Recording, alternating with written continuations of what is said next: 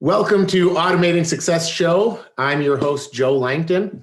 And today I have the privilege of interviewing someone that, quite frankly, has been a mentor for me in the industry. His name is Branden Lindell. We'll get into why he's my mentor and our background history. But before I start going down memory lane with Branden, I'm going to let Branden introduce himself to you guys and kind of just cover some of your industry background, how you got started to now. So, all right. Hi, everybody. I'm Branden Lindell, and grew up in Rockford, Illinois. Kind of like a Wonder Years kind of setting, from dad to mom to everything else. Not super rich, not poor, and I just, as a kid in school, I couldn't sit still very well. I don't know. Nowadays they call it ADD. I don't know if I was up to that level or not, but so I wanted to work outside. So, I tried Union Hall. I was actually a computer salesman back when they were selling Commodore 128s, TI 99s. But after I graduated, ended up doing a couple different things and found myself outside all the time landscaping, which led to owning my own nursery, my own brick paver company, landscape company for many years. That's how I got from A to Z. All right. So one of the things that, the background reason I really wanted to take the time and be able to do this podcast with you is I'm someone that believes that things happen the way they do for a reason in the universe. And I look back, and I don't know if you'll probably remember this time, but I used to be pulling up my associated electrical work van into your nursery because you and Rory were nice enough to let my brother and I lease space at your nursery, since we were buying so heavily from the nursery, and I feel like we developed a great relationship, and it's something I wanted to, say. It's like when I bring people on the podcast, sometimes it's people I don't know at all, but I always talk about mentorship and how I enjoy mentoring people. And honestly, you were one of my mentors. I look back on the days of us driving through your nursery and you were explaining what this tree was and this one. And I always forget the name, but like, what was your favorite tree that you had at the nursery? It was one of those favorite trees. Yeah. You had a couple. The Nisa sylvatica or the Ginkgo biloba. But I was always a big Nisa sylvatica fan. Yes. Yeah. That's the one that flowered in August or something, right? Well, that one actually doesn't flower, but it's got great fall burgundy color. So there was one that flowers in August that you always showed me. Heptacodium. Yeah, there you go. See? The seventh sunflower. Yes. That's it. Yeah. I didn't know there was going to be a test, Joe. I would have studied. Well, I like to kind of put people on the spot. It makes for good viewing and listening, But so anyways, though, so just for the people listening, I'm trying to be that mentor for robotics and automation in our industry. But, it was people like you that took the time to show me the ropes when I went to school for small circuitry and analysis. And, if you needed wiring done at your nursery, I could have done it in my sleep. But I didn't know my trees. I didn't go to college to learn those things. You knew those things.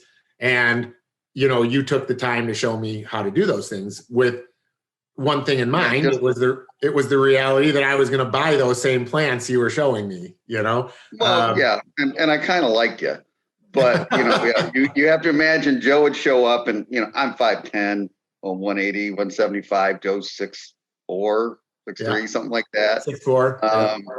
Yeah. So, and you just show up and, hey, you want to drive around the farm? You want to drive around the nursery? What's that tree? What's this tree? When is that flower? And no, it was a good time. I enjoy teaching also. And that's the thing is the older I've gotten, the more I've learned. I really enjoy teaching people stuff. And that goes from, I've worked several different landscape companies in the past few years. And they're like, well, I'm showing them how to lay pavers or how to drain the fuel filter on a Bobcat or skid steer. It's not running right. And they just look at me, they're like, what don't you know? My ex-wife now, she used to call me the jackass of all trades. No, I know just enough about welding, carpentry, electrical, plants, machinery, just enough everything to mess it up. Yeah. Actually fairly well. I'm good. I'm not great at anything. I'm good at a lot of things. Yeah. Well, I don't think you're the jackass of anything you do, but I guess that's why she's your ex-wife, you know? So so tell us, tell me more, you kind of started to say where you grew up, you weren't rich, you weren't poor, but, I feel like we've all kind of gotten to the point we are in the industries we're in for unique reasons. And I always like to kind of, get a little deeper in to not just talk about someone's professional life, but to talk about, who they were growing up, so did you play any sports? Like what were the things that you did as a kid and the kind of, or saw as a child that kind of you think molded you into the guy sitting in front of my screen today? You know what? I didn't play sports for any teams or whatever. That was kind of, we lived out in the country, and it was just not that I didn't want to. I just never had the opportunity. I ended up at some point in my early teens doing jujitsu for many years, and that was fun. But I mean, I had a small group of friends, and we were like the Bruce Springsteen white T-shirt and faded jeans kind of guys running around, which led to and part of what molded me and maybe gave me a little bit of drive is I was in a brutal car wreck at 16 years old. Hit head on, and I was driving a 68 Cutlass convertible, big chunk of steel, full-size Ford Bronco, head on, crossed the double yellow line at midnight, and put me in traction for a month in the hospital. Broken ribs. I mean, I had over 130 stitches and put my knee back together, broke my femur into 4 pieces. So the recovery from that kind of like, after that happens, I always ask myself, what's the worst that can happen? If I go into any business venture or anything I do, you always ask myself, what's the worst that can happen? How bad can it be? As long as I decide I can live with those consequences, I move forward. But you just get up every day and you keep doing it. That's the best advice I can give to somebody. And it's like, well, did you fail at this or fail at that? Well, no, you've only failed once you've given up. It was like Thomas Edison said, I haven't failed. I found 10,000 ways that don't work. So once you give up, then you failed. But as long as you're still trying, you haven't failed yet. That's my perspective, and that's the attitude that I go into things with. That's a good attitude. I didn't know about the car accident. That's kind of crazy. So was it only you in the car, or did you have somebody else with you, or what was the deal? No, I had 2 out of my 3 or 4 best friends. And it's hard to pick a favorite, but one was in the middle, one was on the far side, one went home that night. The other was, and this is a funny story. So we're both in the ER. I mean, I saw him take a drill through my shin bone. I would pass out because they had to separate the leg and stuff. My leg went from this long to this long from the impact. Cut all the cut through the tendons under the kneecap. But I woke up and I spent 3 days together in intensive care with my buddy Kevin. He had put his head into the windshield. Seatbelts weren't a big thing back then, and moved a bubble on his brain, and so he was unconscious. And he sits straight up one day, like second day. He looks around and he looks at me. I got bandages across my face. You can see scarring here. And he goes, Branden, you look like shit. Were you in a wreck or something? And I just looked at him and we're like, yeah, Kevin, we both were. He goes, oh, turns his head, goes back to sleep for another 2 days. So how did everybody else fare besides Kevin? Then you said there were 3 people in the car, or 4. Then Chad, the other one was Chad. He actually had stitches and a concussion, and he went home that night. Yeah. So yeah, well, that's crazy. I mean, stuff like that, it puts things into perspective, I suppose. Yeah. You're just like, what else? Well, again, it was terrible. It was horrible at the time. Then once I healed up and got on crutches in high school, that's a bonus. The girls really like to carry your books. You play that up as much as possible. Yeah, for sure. I'm not above that. I have a little bit of moral flexibility. So I mean, you got to take what you're given. Yeah, exactly. That's what you got to work with. You got to try and turn that half empty glass of water into a half full one. Yeah, that's what we do, Branden. I think I say all the time, I'm an optimist, so okay, so, you're in school, you get in this car accident, you're laid up, but, at that age, did you think you were going to own a nursery? What did you aspire to be at that age? At that age, I had no idea. And actually, I thought about the military, Air Force, flying. After high school, I did go, because after that damage, there was no way I could join the Air Force, or any branch of the military. So I ended up going to Spartan School of Aeronautics for a little while. Some stuff transpired where I ended up coming back to help my sister out. She's a couple years younger than me.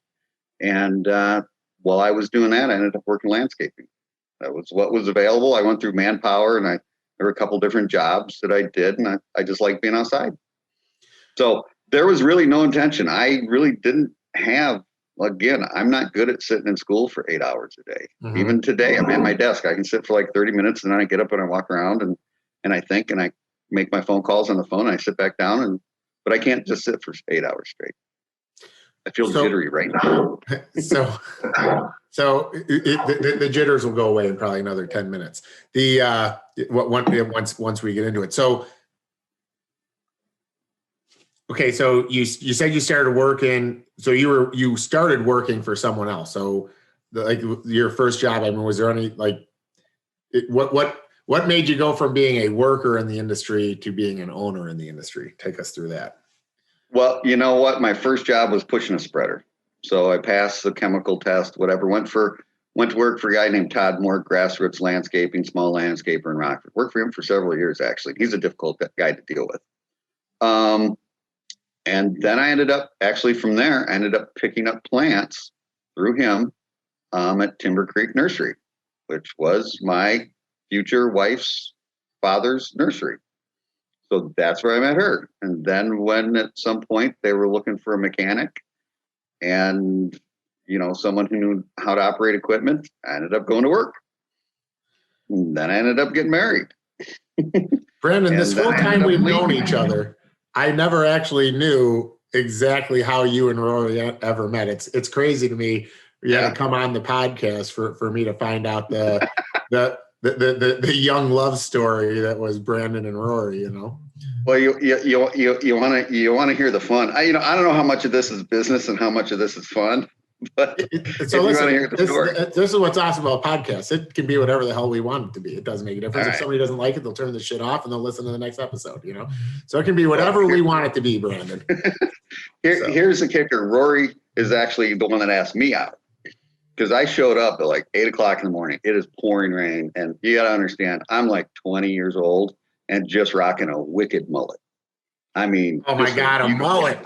Beautiful mullet. Anyway. And so I'm drenched. I'm wet. I'm sitting in the office with her dad. And I don't know, did you ever meet Scott? No, probably not. He was a fun guy. That's all I'm going to say is he was a fun guy. So anyway, I was sitting in her chair. She walks in. She goes, "Hey, you're in my chair." I go, "Just keeping it warm for you." And then we got loaded. I'm dripping wet. I walk into the barn to sign the ticket. Hold on, I'm going to stop you. A ticket. Okay. Just if anybody's listening to this that doesn't understand, Branden doesn't mean he got loaded as went out and got drunk. They loaded the trees because it sounded to me when you said it like we got loaded. I'm like, wow, things progressed quickly, but I realized it's the trees. Anyways. So we loaded trees. And I went in to sign the ticket and she goes, "Hey, you like country music?" I'm like, "Yeah, Western too." And she asked me out. She's like, "Well, maybe we should go out sometime." I'm like, all right. She left her number on the ticket for me. That's how Rory and I met. So and you know what? It all was great for almost 30 years. I have 2 beautiful sons. I'm very proud of both of them. No regrets. One of these sons, by the way, is my general manager. So it's actually kind of ironic, the webs we weave, Mm-hmm. So who would ever known that the path would have led here? Well, exactly. And it's been a great path. So, we're still adding to those webs. So, all right. So, you meet Rory now you're doing the nursery, but I know at some point you started a brick company. So take me to that. You're doing trees, you're a mechanic, now you're starting brick. What'd you see? Why'd you do this? Well, because first off, I had left Timber Creek just because it was a family business and I didn't know, I needed more opportunity. So I went and worked for somebody else for a little while. And then I'm like, I saw brick pavers. And actually in Rockford in the late 90s, when I was working for that other guy, I'd done like one brick paver job. I'm like, this is kind of cool. And then while I went to work for this other company, I started to see, and it was kind of a specialty thing, the brick pavers. And I just thought, and this is where it ties in with automowers, is at that time I looked at it and I said, this is going to be big.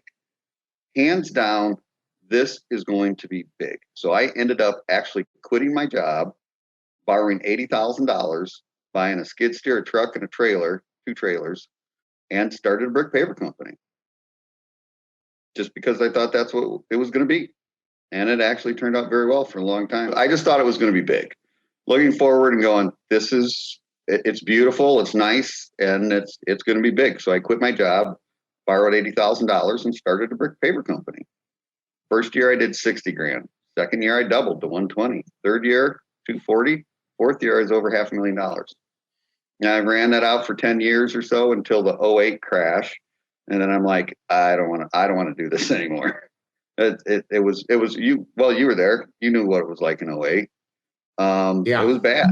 I'm just like, you know what? I'm just going to concentrate. By that time, my wife and I purchased a nursery out of the estate after her dad passed away. So I had the brick paver company and a nursery. So I was pretty busy. Yeah. Well, and one of the things I'll actually expand on with the 08 crisis, it's, when you talk about sometimes we can learn a lot from not going to school, that's when me and John were really getting rolling, so we never experienced like the big boom, before 08. We were building in the recession, right? So when everybody else was like, screw this, I'm getting out, I'm not doing this shit, me and John were just like, it was the only thing we ever knew. I mean, that's what we knew was nobody has any money, and if you're not selling, recessions are a great time to start a business, is what they say. So yeah, well, exactly, because it forced us to always run lean, and it also forced us to have a really good balance of construction and maintenance. So when you look at it, I mean, the places you were supplying me trees, it's like we had, probably almost a 70-30 spread. 70% of the trees we were putting in were going at Costco's and Lowe's and Walmart's just because they had to replace them. And then the other ones were going to the residential market that still was buying trees, but we didn't get hit very hard with the builders and stuff because we were never in that market in the first place. So, so now you kind of come back, and you're doing the trees, you're teaching me, showing guys like me the ropes. Is that really the thing you were most passionate about then, as you were going in your life, or do you still say it was the brick? Like, which part of the industry did you enjoy the most to that point? You know what? It's hard to say. I really enjoy the nursery because you're out in the country and, but then again, like with the brick and sales or even the landscaping and sales, I've met a lot of great people. So it's hard to say exactly what I enjoyed the most. I enjoyed challenge. I enjoy building something. The great thing about the landscape and the brick pavers is at the end of the day, you can go sell televisions or cars. You're not building anything. But with landscaping, you can step back after the 3 days or a week or a long project of a couple months and go, holy mackerel, that looks awesome. And that's why they say guys build buildings and stuff. I mean, women can have babies, and that's the way we supposedly, I'm no psychologist, I'm just going by what I've heard, supposedly that's our way of creating. So, I mean, I know, what was it, years ago when you first got in Catalan and you were in there and you were drawing up a plan and you're like, Brandon, I got a bunch of your fat Alberts in here and this, and you had colored pencils. And I'm just like, oh, Jesus, come on. Black and white, so, just fine. not paid by numbers. so it's actually kind of funny about that. So first of all,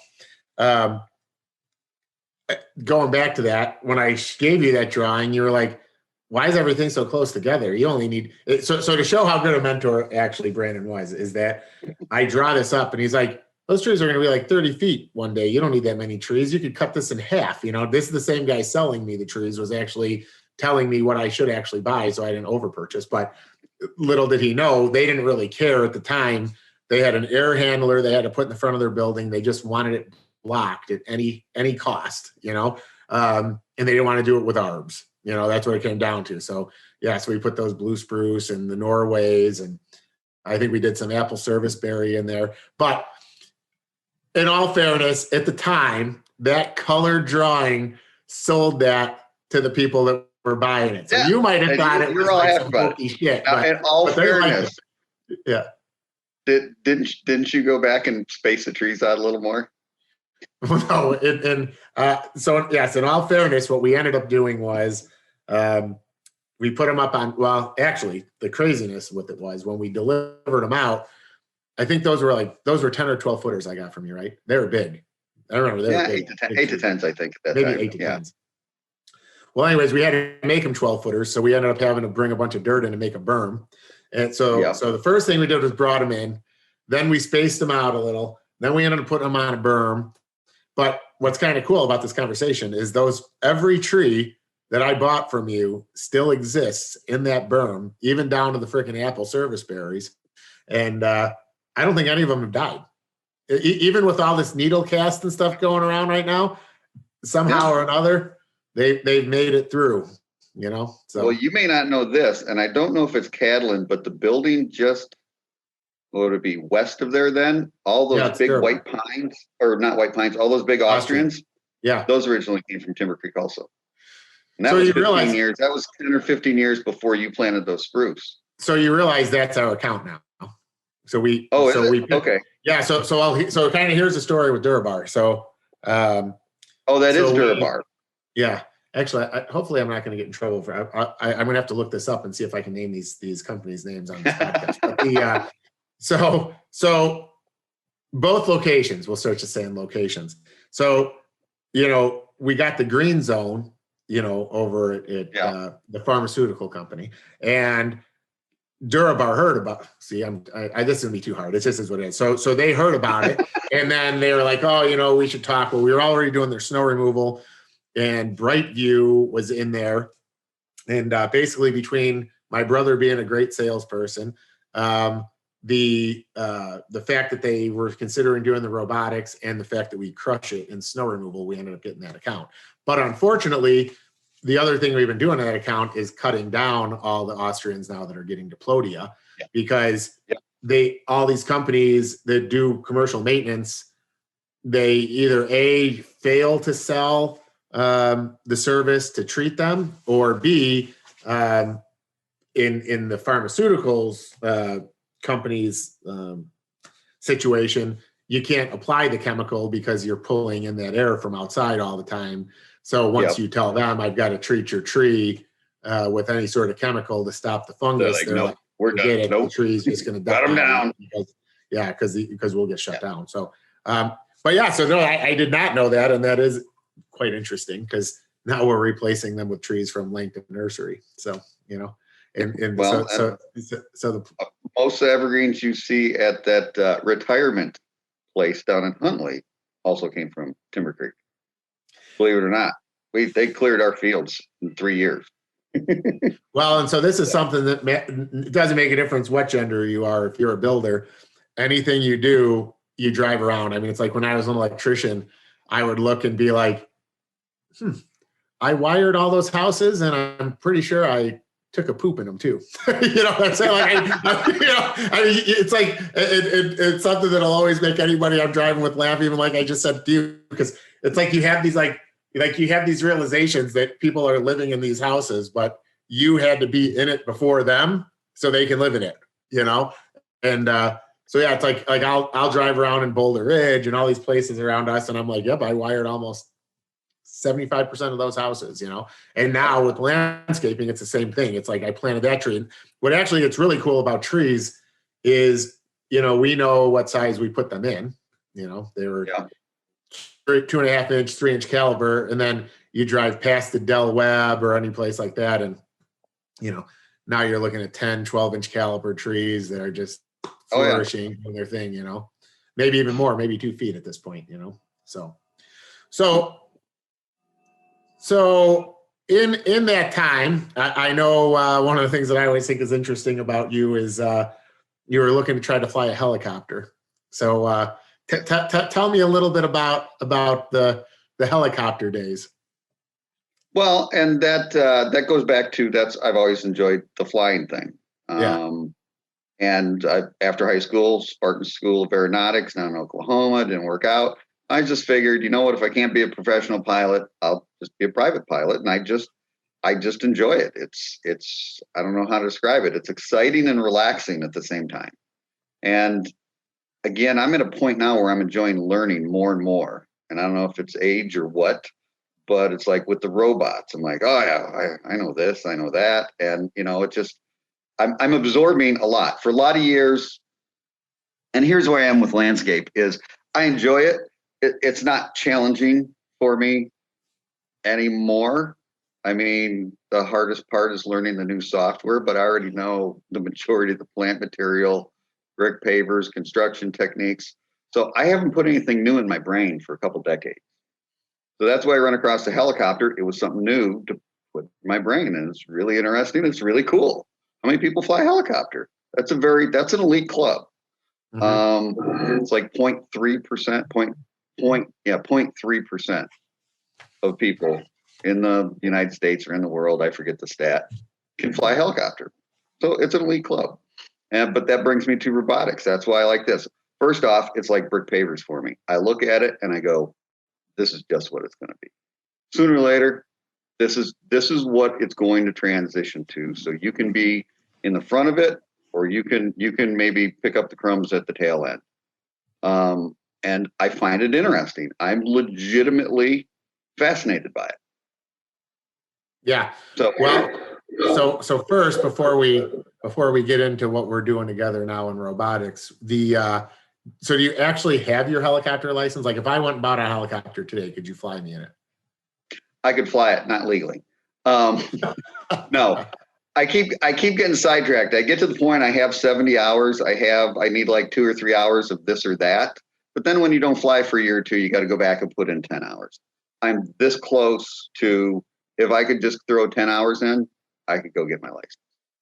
But every time I get to that point, something gets in the way. So, with the past few years with divorce and different stuff, and I get there and then I just can't get all the way there. So I haven't failed. I feel like I kind of want to help get you there. So the other day I was literally like looking up helicopters, and I was pretty amazed that they're actually not as expensive as you think. I mean, if you want to buy a 4-seat helicopter, it's not as bad. I mean, it seems like the maintenance would probably kill you, but I literally was like looking at these helicopters, and I think Gretchen was like, "Were you going to learn how to fly a helicopter?" I'm like, "Hell no, Branden and I are working together now. We don't know how to fly this fucker. We'll just hop in the helicopter and go up to like Door County, Yeah. So I've flown an R-44 before, and you can pick one of those up. I mean, brand new for I want to say around $400,000 or $500,000. They came out with the R-66. That one's a little pricier, but a nice used R-44 you probably pick up for $250,000. Yeah, I mean, listen, give us a couple of years, we'll be there. Yeah, that's the thing. I fully intend on.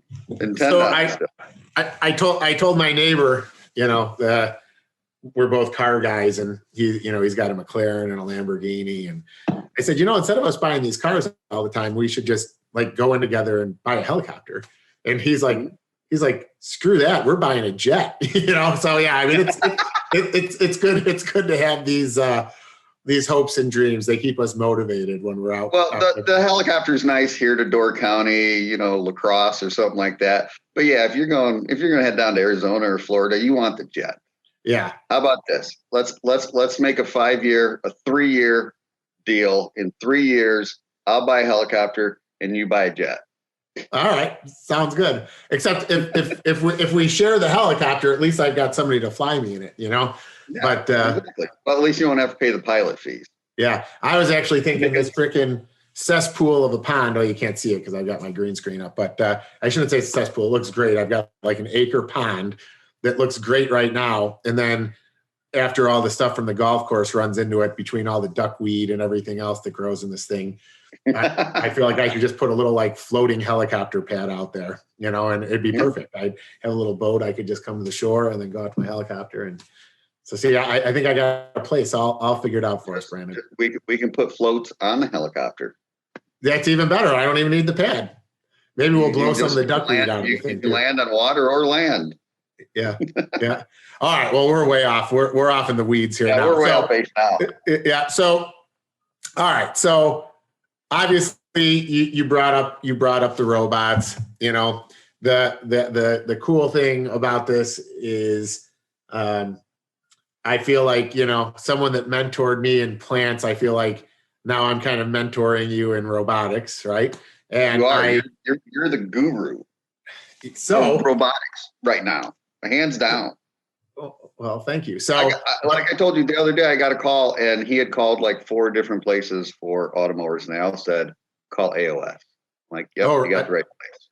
I don't think you told me this story yet. So that was the one guy from Rockford. Oh, so, gotcha. He knew what he was talking about, more or less. He just needed to be pushed in one direction or the other. And he had called 3 to 4 different places, and they're like, everybody's like, "Look, dude, we don't know. We carry him, but we just don't know anything about him." And they pointed him towards us, towards AOS.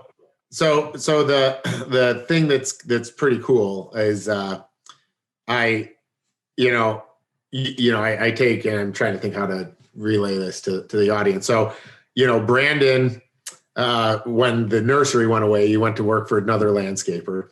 And it was funny because I would always say to his son, Tanner, who's my general manager, I'd be like, what the hell? Like, why does Branden never come to me and say, "Hey, let's work together"? And Tanner's like, "I don't know," you know, and I'm like, what, you know, I would always almost take it personal in a weird way, you know, but never would say anything. This is probably the first time you were doing that, but I'd be like, okay, well, whatever, you know? So then,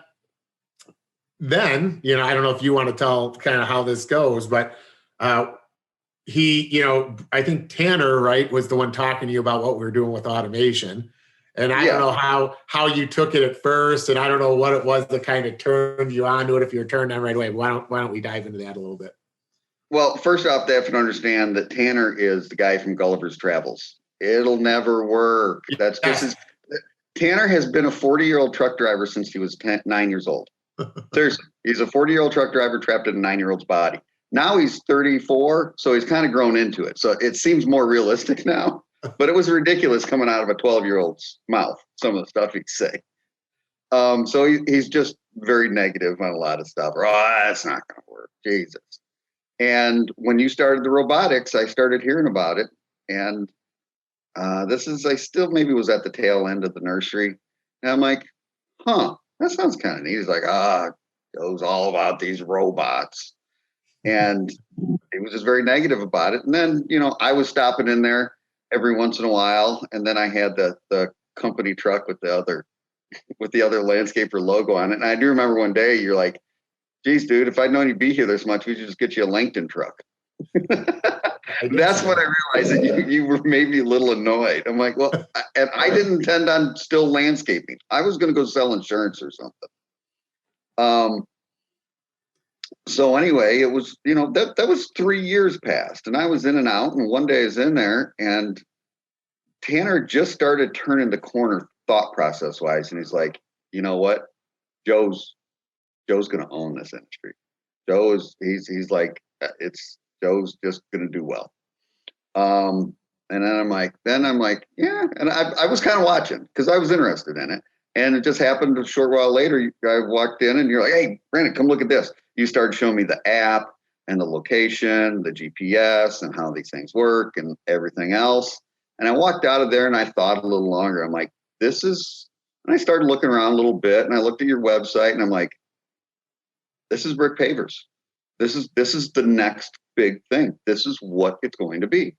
You're with labor issues, workers' comp, insurance, fuel, everything else to get back and forth to these accounts where everything's going. This is just what's with the green industry. And it's just what it's going to be. So that's where I got excited about it. And when I started learning about the bots and how complicated, but not really complicated they are, I was sold on it. I'm just sold on it. Yeah. Well, that's what so what it's going to be. Well, used to have gas, then they went to unleaded. You don't have a choice anymore. You could just purchase unleaded gas. That's what automowers are going to be eventually. That's actually a great analogy, Branden, to say it that way, because that's the thing that I keep on trying to tell people is, and now you're running into this now that you're working with me. Branden's like a robotic mowing specialist now. That's kind of what I see him as, because I think I've trained up to be to that point, and I'm sure you'll agree how many people tell us like, I'm going to wait for the better technology to come out, or I'm just going to keep doing it my old way. And I think people are surprised how quickly we'll just move on. Like when somebody tells me that, I'm like, okay, I'll talk to you later. And I don't think they realize that in my mind, I'm saying I'll talk to you later, because I will truly talk to you when you have no choice. You'll have no choice. And then you'll be upset because the companies that talked to us now will be the ones running away with it. Exactly. So I just find myself kind of like realizing, you can't bring a horse to water all the time. And, if they don't want to drink, they're not going to drink. So I kind of leave it alone, and have really realized that, and I think that we just need to focus our energy on the people that see it right now, because we're not at a point where we can waste time with the people that don't, Yeah. And it's the old cell phone analogy. You know what? Have you been upgrading your cell phones? People are like, I'm going to wait for the next version. No, you don't go from an iPhone 1 to an iPhone 10. You had a 5 and a 7 and something along the way. You kept upgrading your tech. And that's just what it is. Once people realize that and look at it that way, I think that'll make a big difference on things. I mean, we're there now. We're past flip phone. We're at the iPhone 3, let's say, robotics wise, or the iPhone 5 or something. Is the tech going to continue to grow? Yes, but not at the pace at this point that I think other people think so. I mean, you're going to have breakthroughs every 3 to 5 years, but you're not releasing 3 different iPhones this year. Yeah. Well, the thing that I always tell people that they need to realize is, you can kind of get an idea what's going to happen in America just by looking at the European market, because remember, there's millions of them out there. And when you look at how many platforms have been introduced of robotic lawnmowers in Europe, they haven't changed that often. The only thing that ends up changing is cell phone connectivity. They have to adapt with the cell towers, so it's like, even in 5 years, when I look at it, the first mowers we were putting in used a 2G MMI board, and now and then they went to 3G, and now they're 4G, so the mowers have to change the boards to communicate with the cell towers that are there.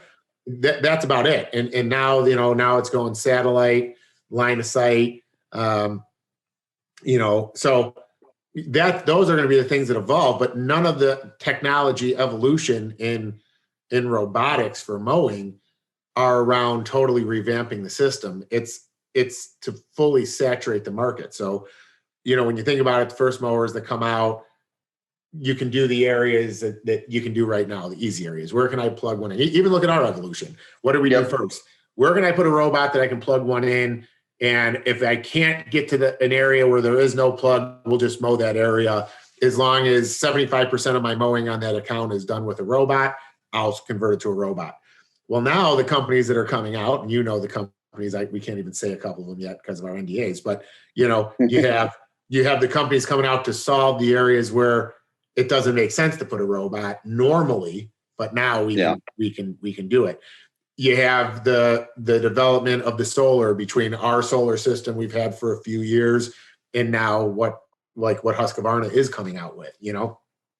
Now you can start just putting a solar panel with a robot you don't need to plug in. So the innovation in the industry is to figure out how to get everything robotically mowed, but they don't necessarily have to change the robot. Yeah. Right. Well, exactly. So that's what's important for people listening to know is that the things that are coming out are just making it easier for professionals to use it, but it doesn't mean the whole robot's changing.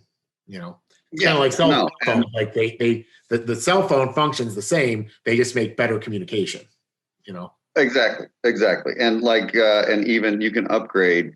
It's the same as your car. You can put a Edelbrock manifold on it.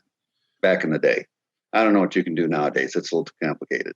But you can upgrade the engine you have. When it comes to the automowers, I mean, you can change the boards out. If they become obsolete at some point on a lot of them. So it's there's upgrades that can occur also. But yeah, the main basic parts of the bot are still the same. Yeah, it's cut in the same way. Well, and like I always say, they're like little clones. I mean that's what it comes down to. But you have to rethink the way you do things. Because we have to remember why the industry's gotten to where it is right now. So, this probably goes. Obviously, looking at our beards, you're a little grayer than me, so you get a decade. so here's the thing. Like when I, even looking back, like when we got into it, you'd have a trailer with a 36-inch walk behind and maybe a 60-inch or a 48 or whatever, and then you go to these landscaping shows and then you're like, holy shit, there's a 72-inch stand-on. Gravely's making a 72-inch stand-on or 104-inch bat wing, and you're looking at these things because in order for us to become more efficient, all that the manufacturers have been doing is just making things bigger and bigger and bigger and bigger. The problem is the yards are not big enough for these big pieces of equipment.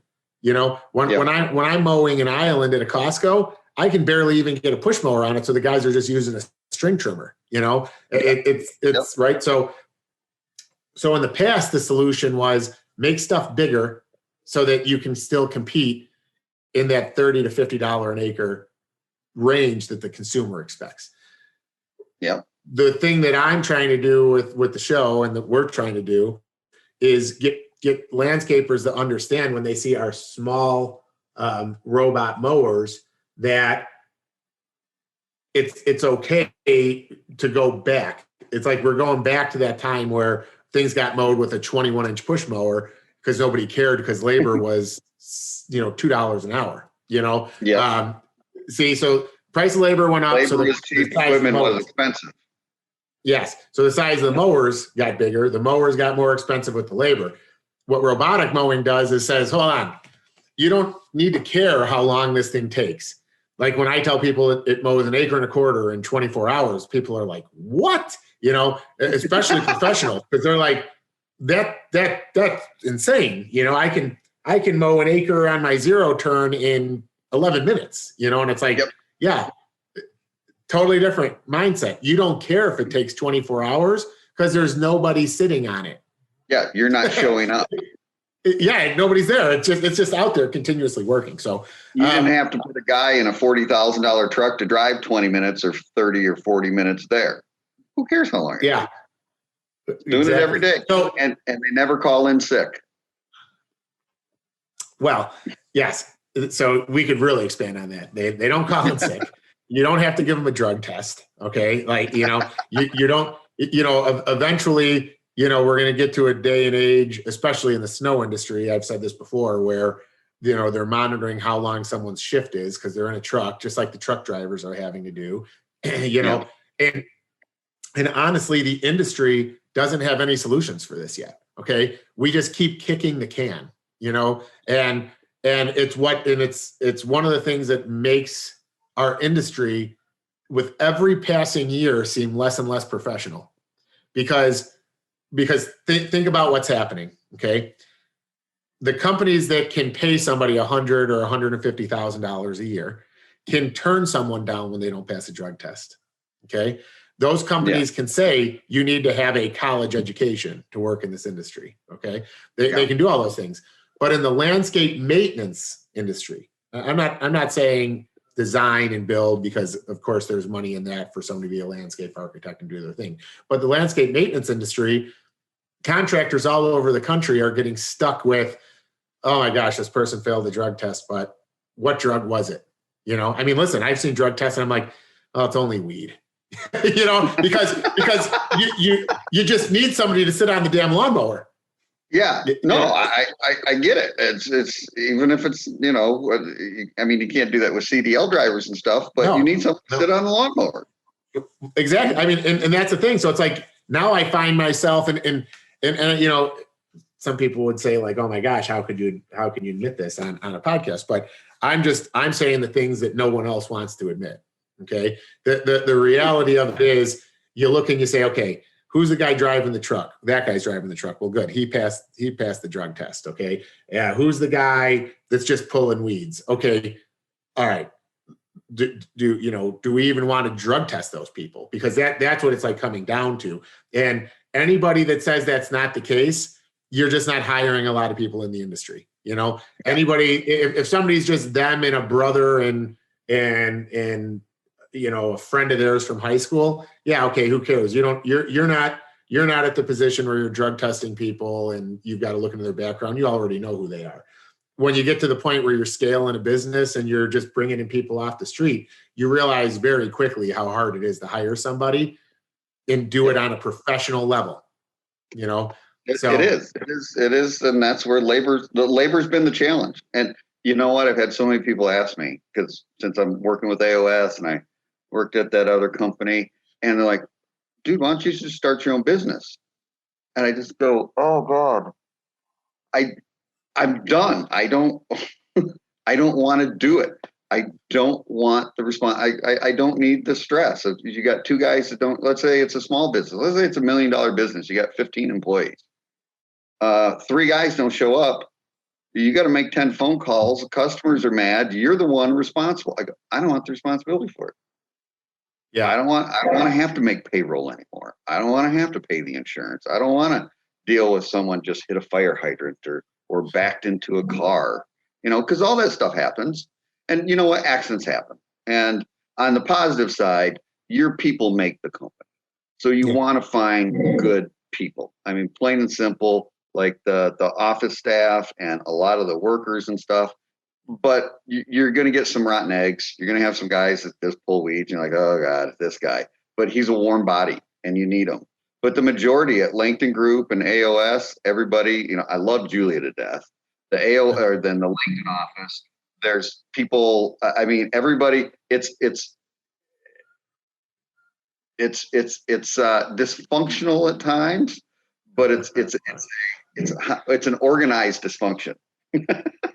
We're going back and forth, figuring jobs and throwing packets back and forth, and like, when are we doing this? How's this? You take this lead. And it's a little bit of mayhem this time of year, which is great. I like trial by fire. Yeah.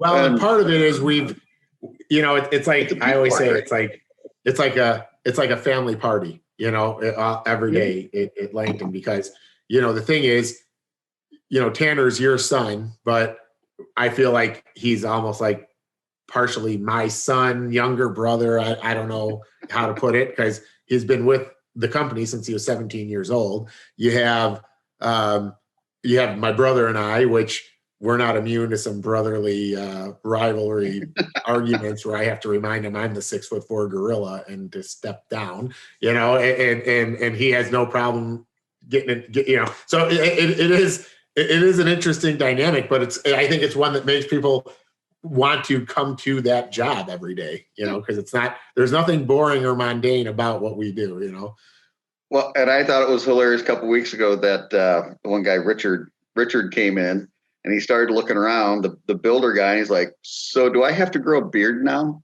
That's right. Everybody's got beards. Everybody in the office had a beard. Yeah, except for Brenda, So except for Brenda. Oh man. So she's got a disclaimer. Yeah, exactly. So I mean, obviously now cat's out of the bag. People know that you're with us now, right? So, do you where do you see from like things that you've seen in the industry? How long do you think it's going to take the industry to adapt to what we're doing? Because you always say to me that you always kind of compare it to brick pavers, and how when you first got into brick pavers, it seemed like nobody was doing them, and now everybody does it. So what do you think? What's your prediction on timeline of adoption? 8 years. 8 years. 8 years. You'll see it double. You'll see it's going to be, like I said, the brick company 60, 120, 240, 500. All right, you got to run that out. I think in the industry, give it 3 years, and you're going to have 25% saturation. By 5 or 6 years, you'll be at 50 or 60%. And then at that point, I think by the time you hit 8, most 80% of your landscape companies are going to have a robotic option. Yeah, that's and it'll be interesting to go back and look at this in 5 years to see. Well, maybe that's what we need to do. So we're going to have to do another podcast in 5 years, and we're going to have to check your numbers. And you're either going to get the chart. It's either going to be I told you so, or I can roast you about it. Yeah. Well, hey, I've been wrong before. The one thing is I have almost no pride, no humility left. I've used it all up at this point, so you can roast me as much as you want. I could very possibly be wrong, but I think there's no way that you're not at 40 or 50% saturation in 8 years. But I think it'll be higher than that. It's a snowball. That's the best way I can describe it. Is it? You know what? It's like you can't put the toothpaste back in the horse. I heard that the other day. Wait, run that one by me again. You can't put the toothpaste back in the horse. Okay. It's a mixture if you can't put the horse back in the barn and you can't put the toothpaste back in the tube. So anyway. I was thoroughly confused for a second. There was smoke coming out of my ears trying to figure out what the hell that actually meant. Let's just go with you can't put the toothpaste back in the tube. Once this starts rolling, you're not going to be able to get rid of it. Yeah. It just takes a while to convince people. And the more people see it, the more it'll catch on. It's like, and it's no different than it. Let's go back to phones. The suitcase car phone, late 80s, mid-late 80s. This packet, this little suitcase, boom. And how many people had them? 2%, and that went to 5%. I know, and everybody made fun of the dudes walking around with them, saying it looked like they had a purse. Yeah, exactly. So, but you know what? 20 years, 40 years later, 30 years later, everybody's got a computer in their pocket. Your cell phone is like 10,000 times, has 10,000 times the memory and tech in it that they had when they launched the Apollo 13 for the Mars mission. That's how much power. So I did not know that. Literally, like my understanding is like 10,000 times the memory space and computer hardware that we set down on the moon with in everybody's pocket. That's ridiculous, insane. We're going to have to fact check that, but I could see that being a micro quote, Brandon. That's what I see on social media. Well, we'll have to, yeah. That's interesting. You learn something new every day. So I always ask this. This is where I put people in the hot seat. So what do you want your legacy to be, Brandon? You know what? I don't really. I'm not one. I want to live and have fun. I work so that I can play. I enjoy accomplishing things. Legacy-wise, I want to be known as a great father to my 2 sons, and a great brother, and a good friend for those people around me. I mean, that's really. I would love to see. And we've had discussions before over the years, and like I don't need my name up in lights. I'm fine. Just being happy. I don't have a huge legacy goal. Not everybody in the industry, a lot of people. I picked up the phone yesterday. I called one of the suppliers, and I'm like, "Do you guys have your price catalog yet?" And it was Jen. Jen. She goes, "Is this Branden?" I go, "Yeah." I go, "Hi, Jen." She goes, "Oh, I haven't talked to you forever, but I've been dealing with her at different landscape suppliers for 30 years. So everybody kind of knows me." Well, we met up with that one other landscaper, first name Bill. And I'm like, he goes, I introduced, and I'm like, he didn't recognize me with the beard because I haven't seen him in 20 years. I'm like, remember Timber Creek Nursery? He's like, oh yeah. And I went to get his number. I'm like, oh, you're already in my phone from 20 years ago. So I guess that's some kudos just to be known, but I'm really not looking for anything much more than that, to be honest with you. Most important thing to be family and friends. It was a perfect answer, Branden. You don't diminish the answer. That's it. Your legacy is your legacy. It doesn't make a difference. That's what you want. That's what's important. Honestly, that's what's important to me. Yeah, and honestly, being very proud father myself. That's one of mine. Just to be the best dad I can be, and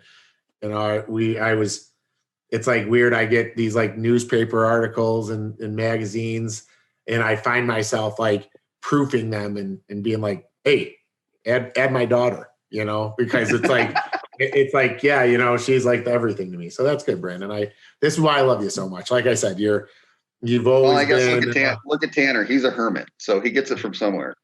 He doesn't want to know anybody. Yeah, no, he doesn't. Tanner does keep himself, but he's going to get put out of his comfort zone because I'm bringing his ass on the podcast one of these days too. So, that'll be awesome. Yeah, so we'll see how it goes. But yeah, I mean, the goal for me is like I always say, is it's kind of like paying it forward, with everything that I'm trying to just say why we're doing what we're doing in the industry, and I felt like. What better to do than to bring one of my mentors on my podcast to just kind of take a trip down memory lane and show how, when you keep good relationships in life, you find yourself hanging around really good people for a really long time, so that's what I feel about Joe. I'm excited to be here. I'm excited with this endeavor. And, I've said before, the universe has a plan. This plan started 20 years ago.